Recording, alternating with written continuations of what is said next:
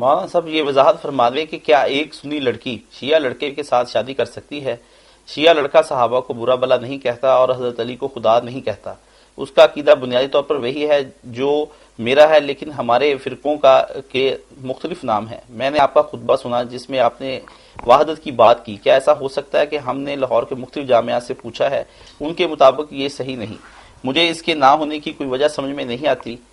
برائے مہربانی اس کے بارے میں وضاحت فرما دیں۔ آپ نے جو پوچھا نا کہ شیعہ اور سنی لڑکی کا نکاح، لڑکی سنی یا لڑکا شیعہ، میں نے خود اپنے ہاتھ سے لوگوں کے نکاح کیے، شیعہ بچوں کے ساتھ سنی لڑکیوں کے، بالکل جائز ہے، کوئی وجہ نہیں، شروع سے مسلمان کرتے آتے ہیں، یہ نکاح درست ہے۔ باقی جو ہے نا کہ وہ حضرت علی کو خدا نہیں کرتا، جیسے کفری عقیدے نہیں رکھتا، یہ تو ہونا ہی چاہیے، ورنہ پھر وہ مسلمان ہی نہیں رہے گا۔